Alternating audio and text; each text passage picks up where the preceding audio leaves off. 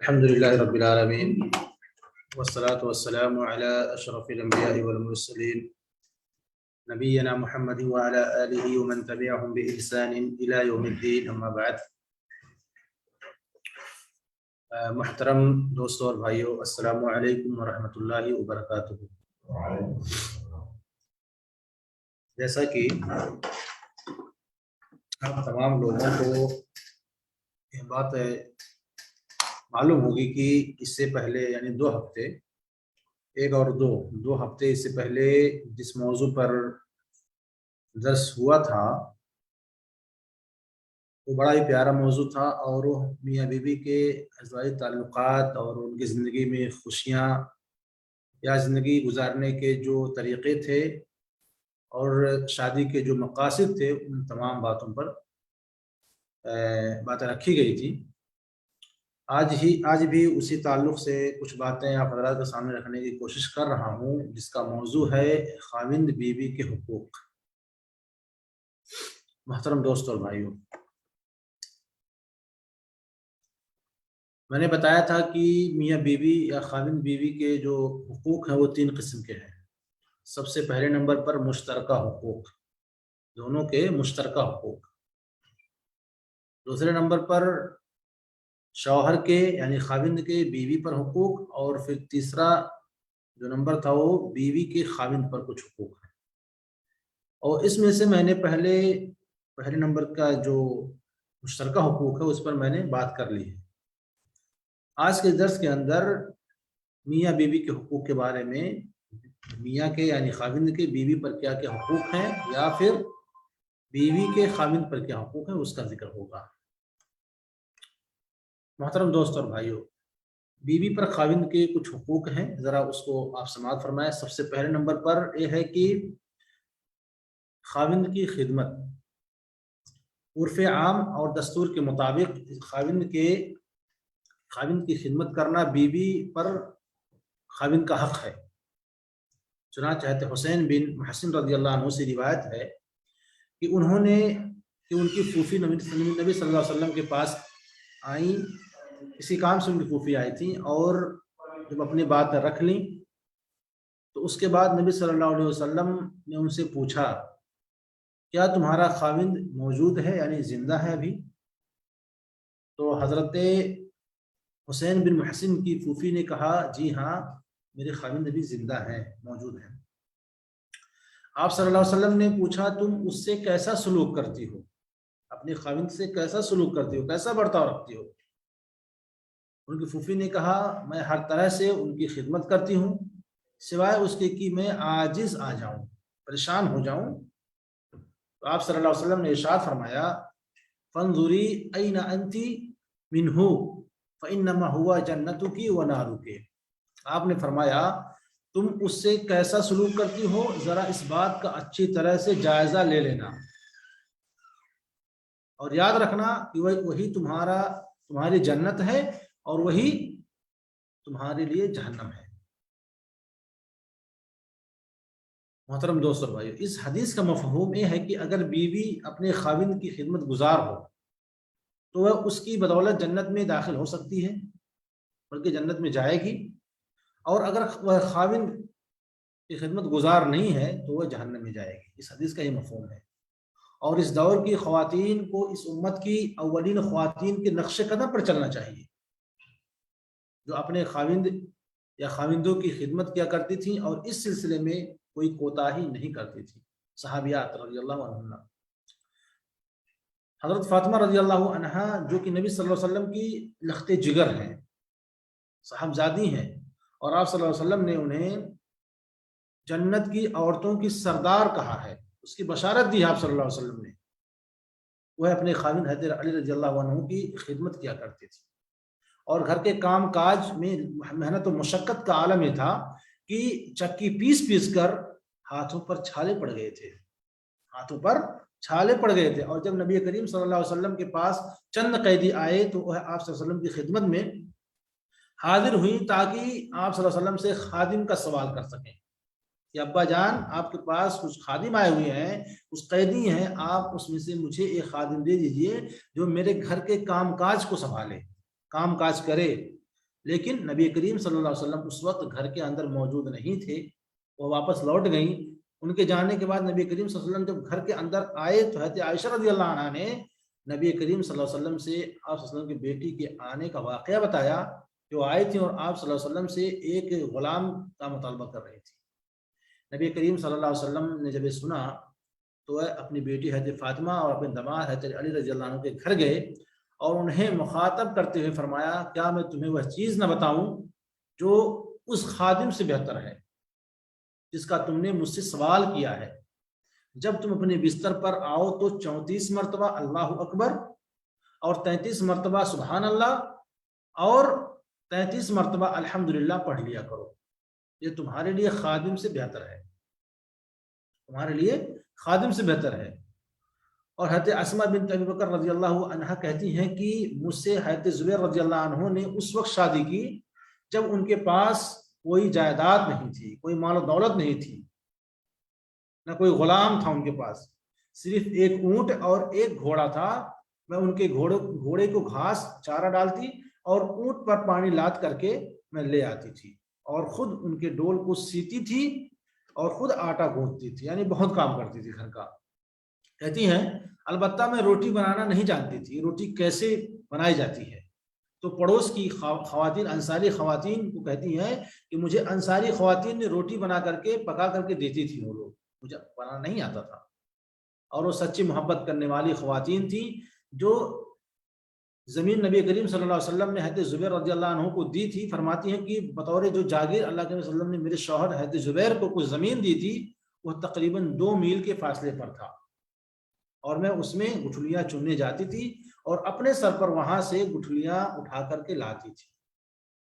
محترم دوستوں اور بھائیوں، یہ دونوں خواتین حضرت فاطمہ رضی اللہ عنہا اور حضرت اسماء بنت ابی بکر رضی اللہ عنہا اپنے زمانے کی بہترین خواتین تھیں اور ان کا شمار بہترین خواتین میں ہوتا تھا، لیکن اس کے باوجود بھی وہ اپنے شوہروں کی خدمت کیا کرتی تھی۔ لہذا اس دور کی خواتین خواہ وہ کتنی بھی مالدار ہوں، کتنی بھی خوبصورت ہوں، کتنے اچھے گھرانے کی کیوں نہ ہوں، وہ ان صحابیات سے افضل نہیں ہو سکتی ہیں جو جس کا انہیں غرور ہے، گھمنڈ ہے۔ بہت ساری عورتوں کا مسئلہ ایسا ہے، بلکہ نبی کریم صلی اللہ علیہ وسلم کی صحابیات سے آج کی عورتوں کو سبق لینا چاہیے۔ محترم دوستوں اور بھائیوں، شوہر کا بیوی پر دوسرا حق کیا ہے اس کو جانتے ہیں، وہ ہے بیوی خاوند کی فرما برداری کرے، اطاعت کرے اور اس کا جو حکم ہے اس کو کبھی نہ ٹالے، شوہر کا ہمیشہ حکم مانے۔ نبی صلی اللہ علیہ وسلم فرماتے ہیں اذا صلت المرأة خمسها وصلت شهرها وحفظت فرجها واطاعت زوجها قیل لها ادخل الجنة من اي ابواب الجنة شئت۔ آپ صلی اللہ علیہ وسلم نے بڑی پیاری حدیث ارشاد فرمائی جو کہ عورتوں کے لیے خاص طور سے عورتوں کے بارے میں ہے۔ اگر آج کی عورت، آج کی بہو اس کو اپنی زندگی میں فالو کر لے، اس پر کام کرنا شروع کر دے، اس کو عمل میں لے آئے، تو یقین مانے کہ وہ جنت کی خوشخبری کی مستحق ہے۔ آپ نے کیا فرمایا تھا؟ جب ایک عورت 5 نمازیں ادا کرے، یعنی 5 نمازیں پڑھے اور مہینے رمضان کے روزے رکھے اور اپنی عزت کی، اپنے شرمگاہ کی حفاظت کرے، خاوند کی اطاعت کرے، تو اسے کہا جائے گا، کب کہا جائے گا؟ قیامت کے دن کہا جائے گا تم جنت کے جس دروازے سے چاہو جنت میں داخل ہو جاؤ۔ اتنی پیاری حدیث ہے، کچھ کرنا نہیں ہے، خاص کوئی اتنی محنت مشقت کی بات نہیں ہے۔ ابو ہریرہ رضی اللہ عنہ کہتے ہیں، روایت کرتے ہیں کہ نبی صلی اللہ علیہ وسلم نے ارشاد فرمایا اور ان سے نبی صلی اللہ علیہ وسلم سوال کیا گیا کہ عورتوں میں سے کون سی سب سے افضل عورت ہے، سب سے بہتر عورت کون سی ہے؟ تو آپ صلی اللہ علیہ وسلم نے ارشاد فرمایا التی تسرہ اذا نظر، وہ ہے جو کہ اسے یعنی خاوند کو خوش کر دے۔ جب شوہر بیوی کی طرف دیکھے تو بیوی اپنے شوہر کو خوش کر دے، وتطیعہ اذا امر، اور جب وہ اسے کوئی حکم دے تو اس کی فرما برداری کرے، ولا تخالفہ فی نفسہا ومالہا بما یکرہ، اور وہ اپنے مال، اپنے نفس نہ کرے وہ ناپسند کرے، یعنی شوہر کوئی چیز ناپسند کر رہا ہے تو بیوی وہ کام نہ کرے۔ بلکہ جب شوہر اپنی بیوی کی طرف دیکھے وہ اس انداز سے اس سے ملاقات کرے، اس کی طرف دیکھے کہ شوہر خوش ہو جائے اور اس کا حق مانے، اس کا خاوند کی نافرمانی کرنا اتنا بڑا گناہ ہے کہ اس کی وجہ سے نافرمان بیوی کی نماز تک قبول نہیں ہوتی ہے، نماز تک قبول نہیں ہوتی، جیسا کہ نبی کریم صلی اللہ علیہ وسلم نے ارشاد فرمایا اثنان لا تجاوز صلاتهما رؤوسهما، آپ صلی اللہ علیہ وسلم ارشاد فرماتے ہیں کہ دو آدمیوں کی نماز ان کے سر کے اوپر نہیں جاتی، نماز ان کے اوپر نہیں جاتی۔ آپ صلی اللہ علیہ وسلم فرماتے ہیں عبد ابقى من ممالیہ حتى یرجع وامرأة عصت زوجها حتى ترجع، اپنے آقا سے بھاگا ہوا غلام، دو آدمی کا آپ نے ذکر کیا کہ دو آدمیوں کے سر کے اوپر نماز نہیں جاتی ہے، ایک اس میں سے یہ ہے یہ غلام جو اپنے آقاؤں سے بھاگا ہوا ہے، اپنے مالک سے بھاگا ہوا ہے، یہاں تک کہ واپس آ جائے اور اپنے خاوند کی فرمان ہو، یہاں تک کہ وہ اس کی فرمانبردار بن جائے۔ ہاں یہ بات یاد رہے کہ خاوند کی اطاعت اس وقت تک ضروری ہے جب تک اللہ تعالیٰ کی نافرمانی، اور اگر خاوند کسی ایسی بات کا حکم دے جس میں اللہ تعالیٰ کی نافرمانی ہو تو اس میں خاوند کی اطاعت ہرگز نہیں ہوگی، کیونکہ اللہ تعالیٰ کی نافرمانی نہیں ہو سکتی ہے۔ جیسا کہ نبی صلی اللہ علیہ وسلم فرماتے ہیں لا طاعت لأحد فی معصیت اللہ انما الطاعت فی المعروف، اللہ تعالیٰ کی نافرمانی میں کسی کی اطاعت، کسی میں شوہر بھی ہے، باپ بھی ہے، بھائی بھی ہے، کوئی بھی، اللہ تعالیٰ کی نافرمانی میں کسی کی اطاعت نہیں، اطاعت تو صرف نیکی کے کاموں میں ہے۔ اور دوسرے حدیث میں کیا فرمایا لا طاعت لمخلوق فی معصیت الخالق، یہ پیدا کرنے والے خالق کی نافرمانی میں کسی کی اطاعت جائز نہیں ہے۔ تو اگر شوہر جائز کاموں کا حکم دے رہا ہے تو بیوی کے اوپر لازم ہے کہ اپنے شوہر کی اطاعت کرے، اور اگر اللہ تعالیٰ کی نافرمانی ہو رہی ہے، گناہ کے کاموں کا حکم دے رہا ہے تو اس کو ہرگز نہ کرے۔ نمبر 3، بیوی خاوند کی اجازت کے بغیر نفلی روزہ نہ رکھے۔ بیوی پر خاوند کا ایک حق یہ ہے کہ وہ اس کی اجازت کے بغیر نفلی روزہ نہ رکھے، جیسا کہ نبی کریم صلی اللہ علیہ وسلم کا ارشاد گرامی ہے لا يحل لامرأة ان تصوم وزوجها شاہد الا باذنه، کسی عورت کے لیے حلال نہیں کہ وہ خاوند کی موجودگی میں اس کی اجازت کے بغیر نفلی روزہ رکھے۔ بعض مرتبہ کیا ہوتا ہے کہ بہت سی عورتیں اللہ تعالیٰ کی اطاعت کرنے کے لیے، اللہ تعالیٰ کو خوش کرنے کے لیے نفلی روزہ رکھتی ہیں، اچھا کام ہے، لیکن ہاں نفلی روزہ کب رکھنا ہے؟ جب شوہر اجازت دے دے کہ ہاں تم رکھ لو۔ لیکن ہو سکتا ہے کہ نفلی روزہ اور پھر شوہر کو کوئی کام پیش آ گیا، تو پھر اگر شوہر کہے کہ نہیں تم نہیں روزہ نہیں رکھو نفلی روزہ، تو عورتوں کے اوپر لازم نہیں ہے کہ وہ روزہ رکھیں۔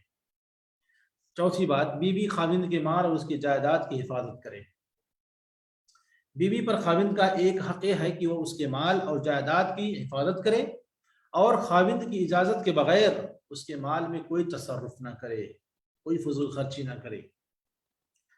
حضرت ابو امامہ الباہلی رضی اللہ عنہ کہتے ہیں کہ نبی کریم صلی اللہ علیہ وسلم نے حجۃ الوداع کے موقع پر فرمایا تھا، بلکہ خطبہ حجۃ الوداع میں فرمایا تھا لا تنفق المرأة شيئا من بيت زوجها الا باذن زوجها قیل یا رسول اللہ صلی اللہ علیہ وسلم ولا الطعام قال ذاک افضل اموالنا۔ آپ صلی اللہ علیہ وسلم نے فرمایا تھا کوئی عورت اپنے خاوند کے گھر سے اس کی اجازت کے بغیر کچھ بھی خرچ نہ کرے۔ آپ صلی اللہ علیہ وسلم سے سوال کیا گیا، پوچھا گیا اللہ کے نبی صلی اللہ علیہ وسلم وہ کھانا بھی کسی کو نہ دے، کھانے کی چیز۔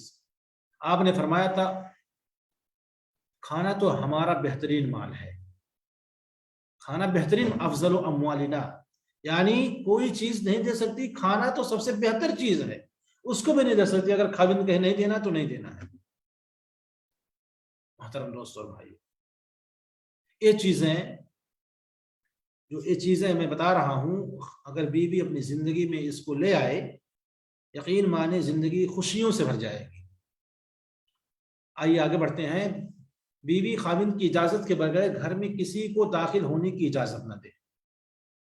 بعض مرتبہ شوہر نہیں چاہتا ہے کہ کوئی میرے گھر کے اندر آئے، لیکن بیوی کہتی ہے نہیں میں لاؤں گی، یا وہ پڑوسی ہے یا پڑوسن ہے، اس کو شوہر پسند نہیں کرتا ہے گھر میں آنے کے لیے، لیکن بعض دفعہ ہوتا ہے کہ بیوی جھگڑا کر لیتی نہیں آئے گی ہمارے گھر آئے گی۔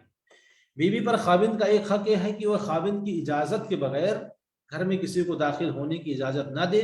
رسول اللہ صلی اللہ علیہ وسلم کا ارشاد گرامی ہے وَلَا تَعَضَّنَا فِي بَيْتِهِ إِلَّا بِإِذْنِهِ، اور وہ خاوند کے گھر میں اس کی اجازت کے بغیر کسی کو داخل ہونے کی اجازت نہ دے۔ اور خطبہ حجۃ الوداع میں آپ صلی اللہ علیہ وسلم نے فرمایا الا ان لکم علی نسائکم حقا ولنسائکم علیکم حقا فاما حقکم علی نسائکم فلا یؤتینا فرشکم من تکرہون ولا یأذنا فی بیوتکم لمن تکرہون۔ آپ نے ارشاد فرمایا خبردار، بے شک تمہاری بیویوں پر حق ہے اور تمہاری بیویوں کا تم پر حق ہے۔ رہا تمہاری بیویوں پر حق تو وہ یہ ہے کہ وہ تمہاری بستروں پر کسی ایسے شخص کو نہ آنے دیں جسے تم ناپسند کرتے ہو، اور نہ ہی وہ تمہارے گھروں میں کسی ایسے شخص کو داخل ہونے کی اجازت دیں جو آپ کو ناپسند ہو۔ بات صاف ہے کہ شوہر کے گھر میں اس کی اجازت کے بغیر بیوی کسی کو نہ آنے دے، کسی کو بھی اجازت نہ دے کہ آپ ہمارے گھر میں آ سکتے ہیں۔ نمبر 6، خاوند کی شکر گزاری کرنا۔ بیوی پر خاوند کا ایک حق یہ ہے کہ وہ ہر حال میں اس کی شکر گزار رہے اور کبھی اس کی ناشکری نہ کرے، کیونکہ خاوند کی ناشکری کرنا حرام ہے اور بہت بڑا گناہ ہے۔ نبی کریم صلی اللہ علیہ وسلم کا ارشاد گرامی ہے آپ صلی اللہ علیہ وسلم کو جہنم دکھلائی گئی، آپ صلی اللہ علیہ وسلم کو جہنم دکھلائی گئی، تو اس میں زیادہ عورتیں تھیں جو خاوند کی ناشکری کرتی تھیں اور اس کے احسانات کو بھلا دیتی تھیں۔ شوہر زندگی بھر کتنا بھی احسان کرے، بہت سی عورتیں ہیں جو اس کے احسانات کو بھلا دیتی ہیں، تو ایسی عورتوں کو آپ نے دیکھا کہ کچھ بہت زیادہ عورتیں جہنم میں ہیں، اور اس میں زیادہ تر عورتیں ایسی ہیں جو شوہروں کی ناشکر گزار ہیں اور پھر اس کے احسانات کو بھلانے والی ہیں۔ اگر ان میں سے کسی ایک پر تم زندگی بھر احسان کرتے رہو پھر بھی وہ تمہاری طرف سے کوئی کمی کوتاہی دیکھ لے تو کہتی ہے میں نے تو کبھی تجھ سے کوئی خیر دیکھی ہی نہیں۔ بہت ساری بیویوں کا یہ معاملہ ہے، انہیں اپنے اندر جھانکنا چاہیے، اپنے اوپر غور کرنا چاہیے کہ میں کیا کر رہی ہوں۔ زندگی بھر شوہر ہے، کما کے کھلا رہا ہے، اس کے کپڑے، اس کے کھانے، اس کے رہنے سہنے کا انتظام کر رہا ہے، زیورات کا انتظام کر رہا ہے، اور پھر کوئی وقت ایسا آئے جب شوہر سے کوئی کمی کوتاہی ہو جائے، یا وقت ایسا ہو کہ اس کے پاس پیسہ نہیں ہے، اس کے ڈیمانڈ کو پورا نہیں کر پا رہا ہے، تو بیوی کہہ دیتی ہے کہ میں نے آپ سے تو زندگی میں کبھی کوئی چیز دیکھی نہیں، خیر کی پائی ہی نہیں۔ اور ناشکری یعنی ناشکر گزار بیوی کے متعلق نبی کریم صلی اللہ علیہ وسلم کا ارشاد گرامی ہے لا ينظر اللہ تبارک و تعالی الی امرأۃ لا تشکر لزوجها وهي لا تستغنی عنہ۔ اللہ تبارک و تعالی اس عورت کی طرف دیکھتا ہی نہیں جو اپنے خاوند کی ناشکر گزار ہو، حالانکہ وہ اس کے بغیر رہ نہیں سکتی۔ بیوی ہے، شوہر کے بغیر نہیں رہ سکتی، لیکن ناشکر گزار ہے، بات بات میں سنا دیتی ہے۔ تو ان احادیث کے پیش نظر بیوی پر لازم ہے کہ وہ اپنے خاوند کے شکر گزار ہو اور احسان مند ہو اور اس کے تمام حقوق ادا کرنے کی کوشش کرے۔ رسول اللہ صلی اللہ علیہ وسلم نے ارشاد فرمایا لا يصلح لبشر ان يسجد لبشر ولو صلح لبشر ان يسجد لبشر المرأة ان تسجد لزوجها لعظم حقه علیہا۔ آپ صلی اللہ علیہ وسلم نے بہت بڑی بات کہی تھی، آپ نے ارشاد فرمایا کسی انسان کے لیے حلال نہیں کہ وہ کسی انسان کے سامنے سجدہ کرے یا سجدہ ریز ہو، اور اگر ایسا کرنا درست ہوتا تو میں عورتوں کو حکم دیتا کہ وہ اپنے خاوند کے سامنے سجدہ ریز ہوں، کیونکہ اس پر اس کا حق بہت بڑا ہے، بہت بڑا حق ہے۔ اور بیوی کو یہ بات یاد رکھنی چاہیے کہ وہ اللہ تعالیٰ کا حق اس وقت تک ادا نہیں کر سکتی جب تک وہ اپنے شوہر کا حق ادا نہ کرے، جیسا کہ حضرت زید بن ارقم رضی اللہ عنہ سے روایت ہے کہ نبی کریم صلی اللہ علیہ وسلم نے فرمایا المرأة لا تؤدي حق الله حتى تؤدي حق زوجها حتى لو سألها وهي على زهر قتب لم تمنعه نفسها۔ آپ نے فرمایا عورت اللہ تبارک و تعالیٰ کا حق ادا نہیں کر سکتی یہاں تک کہ وہ اپنے شوہر کا حق ادا کرے، حتیٰ کہ اگر وہ کجاوے کی پیٹھ پر بیٹھی ہو اور اس کا شوہر اسے اپنی حاجت کے لیے بلائے تو وہ اپنے آپ کو اس کے سپرد کرنے سے انکار نہ کرے۔ اور حضرت ابو سعید رضی اللہ عنہ سے روایت ہے کہ ایک شخص اپنی بیٹی کو لے کر نبی کریم صلی اللہ علیہ وسلم کی خدمت میں حاضر ہوا اور کہنے لگا اللہ کے نبی صلی اللہ علیہ وسلم، میری اس بیٹی نے شادی کرنے سے انکار کر دیا۔ تو نبی کریم صلی اللہ علیہ وسلم نے فرمایا اپنے آپ کو یعنی اپنے باپ کے فرما بردار ہو، یعنی اپنے باپ کی بات مان۔ اس نے کہا اللہ تعالیٰ کی قسم جس نے آپ کو نبوت کے ساتھ مبعوث فرمایا ہے، میں اس وقت شادی نہیں کروں گی جب تک آپ مجھے یہ نہیں بتاتے کہ بیوی پر خاوند کا حق کیا ہے۔ تو آپ صلی اللہ علیہ وسلم نے ارشاد فرمایا، شاید کی یہ حدیث پہلی بار سنے آپ لوگ، شاید آپ نے فرمایا حق الزوج علی زوجته لو كانت به قرحة فلحستها او انتصر من خراه سديدا او دما ثم ابتلعته ما عدت حقه۔ آپ نے ارشاد فرمایا بیوی پر شوہر کا حق اتنا بڑا ہے کہ اگر اس پر کوئی زخم ہو، شوہر کے اوپر کوئی زخم ہو اور وہ اسے زخم کو چاٹ لے یا اس کے نتنوں سے پیپ یا خون بہ نکلے اور وہ اسے نگل لے تو تب بھی اس کا حق ادا نہیں کر سکتی۔ بیوی شوہر کے زخموں کو یا اس کے نتنوں سے نکلنے والا خون اگر چاٹ بھی لے تب بھی وہ بیوی شوہر کے حقوق ادا نہیں کر سکتی۔ اس لڑکی نے کہا اللہ تعالیٰ کی قسم جس نے آپ کو حق کے ساتھ مبعوث فرمایا تو تب بھی میں اب تو اور شادی نہیں کروں گی۔ اس لڑکی نے کہا اب تو میں شادی نہیں کروں گی، اتنا بڑا حق مجھ سے تو ادا ہی نہیں ہوگا۔ تو آپ صلی اللہ علیہ وسلم نے فرمایا لڑکیوں کی شادی ان کی اجازت کے بغیر نہ کیا کرو۔ آپ نے ارشاد فرمایا محترم دوستو بھائیو، ان تینوں حدیث کو سامنے رکھ کر آپ اندازہ کر سکتے ہیں کہ شریعت میں خاوند کے حقوق کو کتنا اہم قرار دیا گیا ہے اور بیوی کو ان کے ادا کرنے کی کتنی سخت تاکید کی گئی ہے۔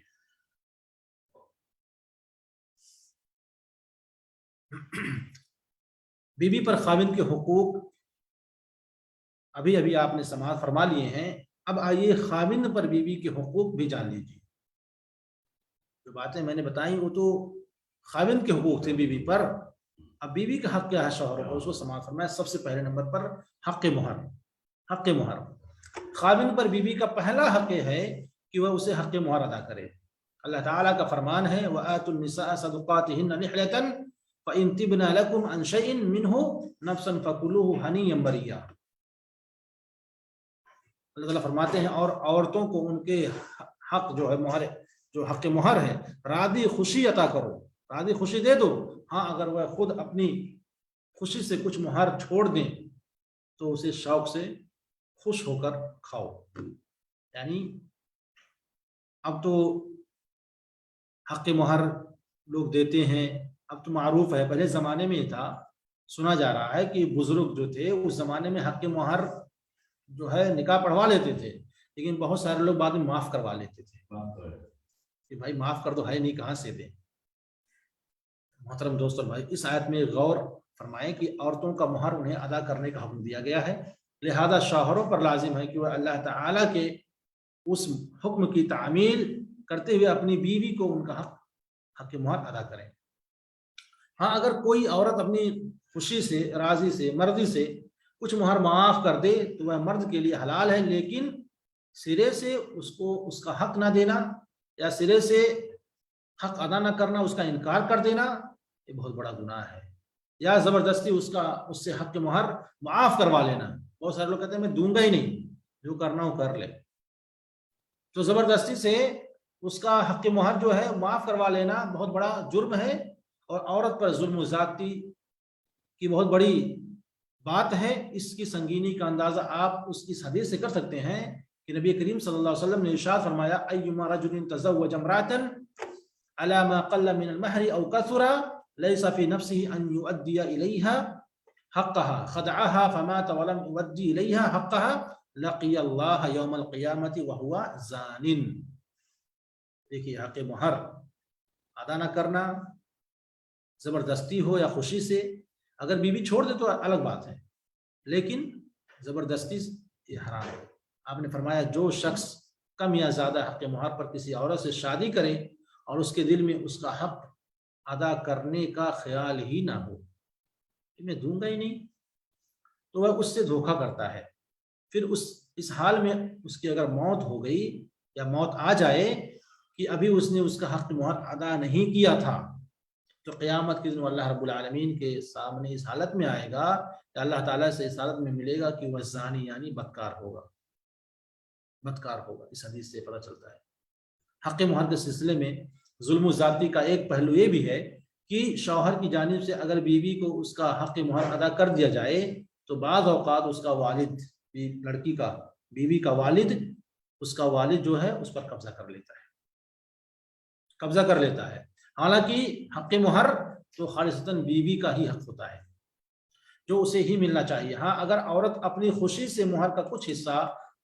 اپنے والد کو دے دے تو وہ اس کے لیے حلال ہے، لیکن پورا کا پورا لے لینا، بیوی بچے کو کچھ نہ دینا، یہ حرام ہے میرے دوستوں اور بھائیوں۔ حق مہر کے متعلق چند ضروری مسائل ہیں، مختصر میں آپ سماعت فرمائیں۔ شریعت میں حق مہر کی مقدار متعین نہیں کی گئی ہے، کتنا حق مہر دینا ہے، اور اسے نکاح کرنے والے کی مالی حیثیت پر چھوڑ دیا گیا ہے،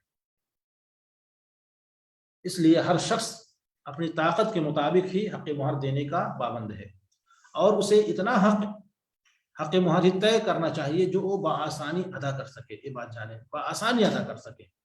لیکن اس دور میں کئی لوگ بوقت نکاح تو بڑھا چڑھا کر حق مہر مقرر کروا دیتے ہیں، لکھوا دیتے ہیں، مگر اس کے بعد یا تو حالات کی مجبوری کی وجہ سے یا پھر کم سے کم جان بوجھ کر اس کا حق مہر ادا نہیں کرتے ہیں، لکھوا دیتے ہیں۔ سماج معاشرہ، باراتی لوگ بیٹھے ہوئے ہیں، بارات بھی جانا تو صحیح نہیں ہے، وہاں لکھوا دیتے ہیں 5 لاکھ 10 لاکھ روپیہ، لیکن بعد میں ان کی حالت صحیح نہیں ہوتی ہے، نہیں دے پاتے ہیں، یا اس کا کچھ حصہ تو ادا کر دیتے ہیں اور باقی ہضم کر جاتے ہیں، یا پھر عورت پر دباؤ ڈال کر یا اس سے بہلا پھسلا کر پورا حق مہر یا اس کا کچھ حصہ اس سے معاف کروا لیتے ہیں۔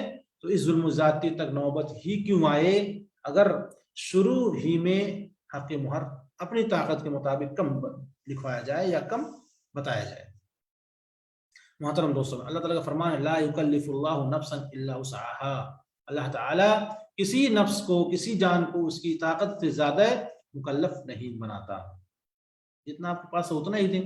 بہت سارے لوگ بہت زیادہ لکھواتے ہیں، یہ بہت بڑا ظلم ہے، نہیں کرنا چاہیے ایسا، بلکہ یہ بات معلوم ہونی چاہیے کہ اگر انسان کی مالی حیثیت کمزور ہو تو وہ کم حق مہر پر ہی شادی کر سکتا ہے، جیسا کہ ایک حدیث میں آتا ہے کہ ایک شخص جس نے نبی صلی اللہ علیہ وسلم کے پاس گیا اور شادی کرنے کی خواہش ظاہر کی، تو آپ صلی اللہ علیہ وسلم نے ارشاد فرمایا جاؤ اپنے گھر میں ڈھونڈو کوئی چیز تمہیں مل جائے، التمس ولو خاتم من حدید، اپنے گھر کے اندر جاؤ ڈھونڈو، شاید تمہیں کوئی انگوٹھی، لوہے کی انگوٹھی ہی مل جائے۔ لیکن وہ صحابی گھر کے اندر گئے اور وہاں پر انہوں نے ڈھونڈا، تلاش کیا، لیکن گھر کے اندر لوہے کی انگوٹھی بھی نہیں ملی، اتنے غریب صحابی۔ پھر بھی وہ اللہ کے نبی کے پاس آئے اور کہا اللہ کے نبی میں نے اپنے گھر کے اندر ڈھونڈا، لوہے کی انگوٹھی بھی نہیں ملی، لیکن میں شادی کرنا چاہتا ہوں۔ آپ صلی اللہ علیہ وسلم نے فرمایا کیا تمہیں قرآن مجید کی کچھ صورتیں یاد ہیں؟ اس صحابی نے کہا ہاں اللہ کے نبی مجھے یاد ہیں۔ تو آپ صلی اللہ علیہ وسلم نے فرمایا جاؤ اسے یہ صورتیں ہی سکھلا دینا، میں نے اسی کی عوض تمہاری اسے شادی کر دی ہے۔ بڑا آسان طریقہ اسلام نے بتایا ہے۔ اس سے ثابت ہوا کہ اگر کوئی شخص زیادہ حق مہر ادا نہ کر سکتا ہو تو وہ کم قیمت والی چیز کی عوض شادی کر سکتا ہے، کیونکہ لوہے کی انگوٹھی بظاہر کتنی قیمتی والی نہیں ہو سکتی ہے، کتنے روپے کی ہوگی، لیکن وہ بھی نہیں ہے۔ اسی طرح جب حضرت علی رضی اللہ عنہ نے حضرت فاطمہ رضی اللہ عنہ سے شادی کرنے کا ارادہ ظاہر کیا تو نبی کریم صلی اللہ علیہ وسلم نے فرمایا اسے کچھ نہ کچھ دو، حق مہر میں دینا ہے۔ حضرت علی نے کہا اللہ کے نبی صلی اللہ علیہ وسلم میرے پاس تو کچھ بھی نہیں ہے، میں کیا دوں، پوری زندگی تو آپ کے ساتھ گزری ہے، میرے پاس تو کچھ ہے نہیں، کفالہ تو آپ نے کی ہے۔ تو نبی صلی اللہ علیہ وسلم نے پوچھا تمہاری حتمی زرع کہاں ہے؟ حتمی زرع کہاں ہے؟ حضرت علی نے کہا ہاں وہ میرے پاس ہے. تو حضرت نبی صلی اللہ علیہ وسلم نے فرمایا حضرت علی سے وہی حتمی زرع فاطمہ کو دے دو. یہ تھا حضرت فاطمہ رضی اللہ عنہا کا حق مہر جو کہ نبی صلی اللہ علیہ وسلم کی صاحبزادی تھیں اور جن کو آپ صلی اللہ علیہ وسلم نے سید النساء اہل جنہ جنت کی عورتوں کی سردار کی بشارت سنائی تھی. ان کا حق مہر کیا ہے؟ حتمی زرع. محترم دوستو بھائیو، اس سے ثابت ہوا کہ کم حق مہر پر ہی شادی کی جا سکتی ہے اور کم حق مہر پر شادی کرنا مستحب ہے. شریعت میں اگرچہ حق مہر کی مقدار متعین نہیں ہے لیکن اس بات کی طرف ترغیب ضرور دلائی گئی ہے کہ حق مہر کم ہو اور اتنا ہو جتنا آسانی کے ساتھ ادا کیا جا سکے. اتنا تو ہے. اس لیے نبی صلی اللہ علیہ وسلم نے ارشاد فرمایا خیر النکاح ایسرہ، بہترین نکاح ہوا ہے جو بآسانی ہو جائے، بہترین طریقے سے آسانی سے ہو جائے. اور آپ نے فرمایا خیر الصداق ایسرہ، بہترین حق مہر وہ ہے جو بآسانی ادا کیا جا سکے. اور خود نبی کریم صلی اللہ علیہ وسلم نے اپنی ازواج مطہرات کو بہت زیادہ حق مہر نہیں دیا تھا. ابو سلمہ بن عبد الرحمن کہتے ہیں کہ میں نے حضرت عائشہ رضی اللہ عنہا سے سوال کیا تھا کہ نبی صلی اللہ علیہ وسلم نے اپنی بیویوں کو کتنا حق مہر ادا کیا؟ تو انہوں نے جواب دیا حضرت عائشہ رضی اللہ عنہا نے کہ اپنی بیویوں کو نبی صلی اللہ علیہ وسلم نے 12.5 اوقیہ، 12.5 اوقیہ کتنا ہے؟ 12.5 اوقیہ چاندی یعنی بطور حق مہر ادا کیا، جو کہ 500 درہم بنتی ہے، 500 درہم. اور دوستو جبکہ سعودی عرب کے بعض اہل علم نے ذکر کیا ہے کہ موجودہ دور کے مطابق 500 درہم چاندی کا وزن 1487 گرام بنتا ہے. اور اگر یہ دیکھا جائے کہ اس دور میں اتنے وزن چاندی کے برابر سونا کتنا تھا تو ان کا کہنا ہے کہ رسول اللہ صلی اللہ علیہ وسلم کے زمانے میں چاندی کے 12 درہم سونے کے 1 دینار کے برابر ہوتے تھے. 12 درہم 1 دینار کے برابر ہوتے تھے. اس لحاظ سے 500 درہم چاندی 41.5 دینار کے سونے کے برابر ہوئی. اور 1 دینار سونا آج کل کے وزن کے مطابق تقریباً 4.25 گرام کا ہوتا ہے، 4.25 گرام کا. یوں 41.5 دینار سونے کا وزن تقریباً 176.375 گرام ہوتا ہے. اور حضرت انس رضی اللہ عنہ کہتے ہیں کہ نبی صلی اللہ علیہ وسلم نے حضرت عبد الرحمن بن عوف رضی اللہ عنہ کے اوپر زرد رنگ دیکھا تو آپ نے ارشاد فرمایا، پوچھا اے عبد الرحمن بن عوف یہ کیا ہے؟ حضرت عبد الرحمن بن عوف نے کہا اللہ کے نبی صلی اللہ علیہ وسلم میں نے 1 گٹھلی کے وزن کے برابر سونا دے کر کے ایک عورت سے جو کہ شاید انصاری عورت تھی ان سے شادی کر لی ہے. آپ صلی اللہ علیہ وسلم نے انہیں مبارکباد پیش کی اور کہا اولی مرو بالشات، تم ولیمہ کرو چاہے ایک ہی بکری ذبح کرو. ان تمام احادیث سے یہ ثابت ہوتا ہے کہ کم حق مہر ہی مستحب ہے. ظاہر ہے کہ کوئی خاتون ازواج مطہرات رضی اللہ عنہن سے بہتر نہیں ہے، اس لیے وہ مطالبہ بھی زیادہ نہ کرے کہ مجھے اتنا دیں گے تو شادی کروں گی. واللہ کہہ رہا ہوں یہاں ہم اس وقت ہیں جس ملک میں ہمارے ساتھ یہاں کے لوگ کام کرتے ہیں لیکن وہ 36 38 سال کے ہو گئے ابھی شادی نہیں ہوئی ہے. پوچھا گیا تو کہتے ہیں خود کا گھر نہیں ہے، مہر دینے کے لیے میرے پاس پیسے نہیں ہیں. سب کا یہ معاملہ نہیں ہے لیکن کئی لوگوں کا معاملہ یہ ہے. اس لیے اسلام کسی کو مصیبت میں نہیں دیکھنا چاہتا. اسلام بڑا آسان ہے. کم حق مہر میں شادی کرنا ایک مستحب ہے اور اس پر عمل کرنا چاہیے. محترم دوستوں بھائی، پڑھا چڑھا کر حق مہر مقرر کرنا شرعاً مرغوب نہیں ہے. حضرت ابو ہریرہ رضی اللہ عنہ سے روایت ہے ایک شخص نبی صلی اللہ علیہ وسلم کی خدمت میں حاضر ہوا اور اس نے آپ کو بتایا کہ اس نے ایک انصاری عورت سے شادی کر لی ہے. تو نبی کریم صلی اللہ علیہ وسلم نے پوچھا اس سے کہ آپ نے کتنا حق مہر ادا کیا ہے؟ تو اس صحابی نے کہا 4 اوقیہ چاندی. 4 اوقیہ چاندی. آپ صلی اللہ علیہ وسلم بڑے تعجب میں ہو گئے اور آپ نے اظہار کرتے ہوئے کہا 4 اوقیہ؟ یوں لگتا ہے جیسے تم اس پہاڑ کے دامن سے چاندی کوریدتے ہو، یعنی تم نے اتنا زیادہ چاندی دے دیا ہے. تو کہنے کا مطلب یہ ہے کہ کم حق مہر ادا کیا جائے جتنا آسانی کے ساتھ آپ دے سکتے ہیں. بیوی کا خاوند پر دوسرا حق کیا ہے؟ نان و نفقہ. خاوند پر بیوی کا دوسرا حق یہ ہے کہ وہ اسے اپنی طاقت اور عرف عام کے مطابق نان و نفقہ یعنی کھانے پینے کی چیزیں اور رہائش مہیا کرے اور اس کے جائز اخراجات پورا کرے. حضرت جابر رضی اللہ عنہ سے روایت ہے کہ نبی کریم صلی اللہ علیہ وسلم نے خطبہ حجۃ الوداع میں ارشاد فرمایا وَلَهُنَّ عَلَيْكُمْ رِزْقُهُنَّ وَكِسْوَتُهُنَّ بِالْمَعْرُوفِ. اور عورتوں کا تم پر حق ہے کہ تم انہیں عرف عام کے مطابق جتنا چلن چل رہا ہے معاشرہ اور سماج کے حساب سے خوراک اور پوشاک مہیا کرو، یعنی کھانا اور کپڑا انہیں عطا کیا کرو۔ حضرت معاویہ القشیری رضی اللہ عنہ کہتے ہیں کہ میں نے نبی صلی اللہ علیہ وسلم سے پوچھا کہ بیوی کا خاوند پر کیا حق ہے، بیوی کا خاوند پر کیا حق ہے؟ تو آپ صلی اللہ علیہ وسلم نے فرمایا ان تطعمها اذا طعمت وتكسوها اذا اكتسيت ولا تضرب الوجه ولا تقبح ولا تهجر الا في البيت۔ بیوی کا شوہر پر حق بتاتے ہوئے فرمایا کہ اس کا حق یہ ہے کہ تم خود کھاؤ، جب تم خود کھاؤ تو اسے بھی کھلاؤ، جب تم پہنو تو اسے بھی پہناؤ، اور اس کے منہ پر، اس کے گال پر کبھی مار مت مارو، کبھی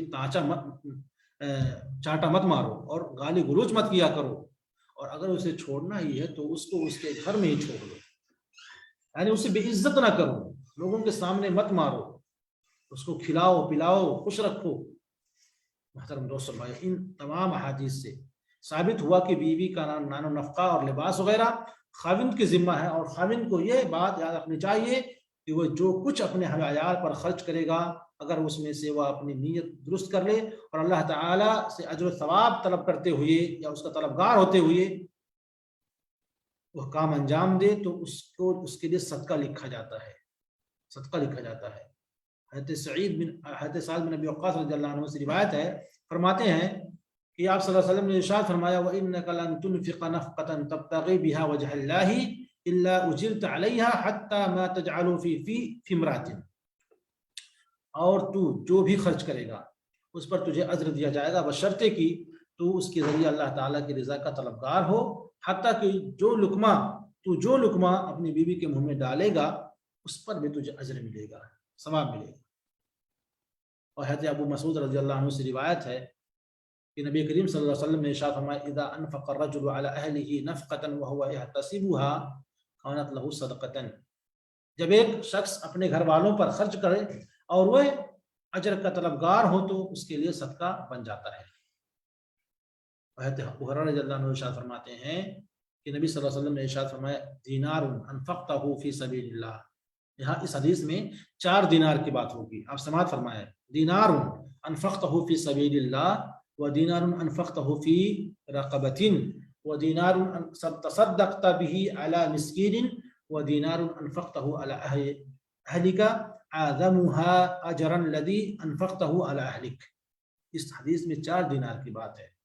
ایک دینار وہ ہے جسے تم اللہ تعالیٰ کے راستے میں خرچ کرتے ہو، اور ایک دینار وہ ہے جسے تم ایک غلام کے آزاد کروانے میں لگاتے ہو، کوئی غلام ہے اس کو آزاد کروانے میں لگاتے ہو، 2 دینار ہو گیا۔ اور ایک دینار وہ ہے جس کے ساتھ تم ایک مسکین پر صدقہ کرتے ہو، اور ایک دینار وہ ہے جسے تم اپنے گھر والوں پر، اہل و عیال پر خرچ کرتے ہو۔ ان 4 دیناروں میں، ان سب میں زیادہ اجر والا دینار وہ ہے جسے تم اپنے اہل و عیال پر خرچ کرتے ہو، بیوی بچوں پر خرچ کرتے ہو۔ محترم دوستو بھائی، یہاں پر ایک بات یاد رکھیں کہ اہل و عیال پر خرچ کرنے کی فضیلت میں خاوند جہاں یہ احادیث اپنے مد نظر رکھے، وہاں یہ بات بھی اس کے پیش نظر ہو کہ خرچ کرنے میں میانہ روی، اعتدال کی راہ اختیار کرے، اور ضروری بھی ہے، اور یہ بات اسے کبھی نہیں بھولنی چاہیے کہ جہاں بخل کرنا مذموم ہے، مذمت کی بات ہے، اور فضول خرچی، اسراف و فضول خرچی کرنا بھی حرام ہے، یاد رکھنا چاہیے۔ اللہ تعالیٰ نے عباد الرحمن کی صفات کے ضمن میں ارشاد فرمایا والذین اذا انفقوا لم يسرفوا ولم يقتروا وكان بین ذلک قواما، اور وہ جب خرچ کرتے ہیں، کون؟ اللہ کے نیک بندے عباد الرحمن، جب خرچ کرتے ہیں تو نہ فضول خرچی کرتے ہیں اور نہ مخلص سے کام لیتے ہیں، بلکہ ان دونوں کے درمیان گزر اوقات کرتے ہیں، یعنی میانہ روی اور اعتدال کے ساتھ اپنے بیوی بچوں پر خرچ کرتے ہیں۔ تیسری، اچھے انداز سے بود و باش رکھنا۔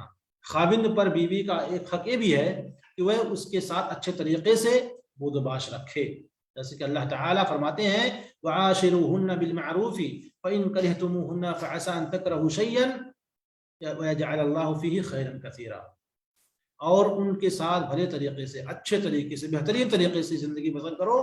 اگر وہ تمہیں ناپسند ہو سکتا ہے کوئی چیز تمہیں تو ناگوار ہو، مگر اللہ تعالیٰ نے اس میں بہت بھلائی رکھ دی ہو، یعنی ان کے ساتھ اچھے انداز سے رہو، ان سے اچھا سلوک کرو، اور ان سے نرم بات کرو، نرم رویہ اختیار کرو، عمدہ طریقے سے برتاؤ رکھو، جیسا کہ تم خود ان سے یہ توقع رکھتے ہو۔ ہم لوگ کیا چاہتے ہیں بیویوں سے؟ عزت کرے، پیار سے بات کرے، احترام کرے، ہمیں بھی ایسا کرنا چاہیے۔ وہ تمہارے ساتھ اچھے انداز سے رہیں اور ہر طرح سے تمہارا خیال رکھیں۔ تم یہ چاہتے ہو تو تم بھی ان کے ساتھ ایسا ہی کیا کرو۔ اچھے طرز بود و باش کے سلسلے میں نبی کریم صلی اللہ علیہ وسلم ہمارے لیے بہترین آئیڈیل اور نمونہ ہے۔ چنانچہ آپ صلی اللہ علیہ وسلم اپنی ازواج مطہرات کے ساتھ بہت عمدہ برتاؤ کیا کرتے تھے، بہت عمدہ برتاؤ کرتے تھے، ان کا دل بہلاتے تھے، ان سے بعض اوقات مزاح بھی کرتے تھے۔ نماز عشاء کے بعد آپ صلی اللہ علیہ وسلم اپنے تمام ازواج مطہرات اپنی بیویوں سے حال احوال دریافت کرتے، ان سے گفتگو فرماتے، ان کے ساتھ کھانا تناول فرماتے اور باری باری ہر ایک کے ساتھ آرام فرماتے تھے۔ الغرض ہے کہ آپ صلی اللہ علیہ وسلم ہر طرح سے اپنی بیویوں کے ساتھ حسن سلوک کرتے تھے، اور آپ صلی اللہ علیہ وسلم مختلف مواقع پر عورتوں کا یہ حق صحابہ کرام کے سامنے بیان کرتے۔ اس سلسلے میں میرے محترم دوستوں میں بہت ساری احادیث موجود ہیں جو کہ اس درس کے اندر اس کو بیان کرنا ممکن نہیں ہے۔ اللہ تبارک و تعالیٰ سے دعا ہے کہ اللہ تبارک و تعالیٰ ہم تمام لوگوں کو اپنی بیویوں کے حقوق ادا کرنے کی توفیق دے، اور بیویوں کو اپنے شوہروں کے حقوق ادا کرنے کی توفیق دے، آمین۔ وآخر دعوانا الحمد للہ رب العالمین، السلام علیکم ورحمۃ اللہ وبرکاتہ۔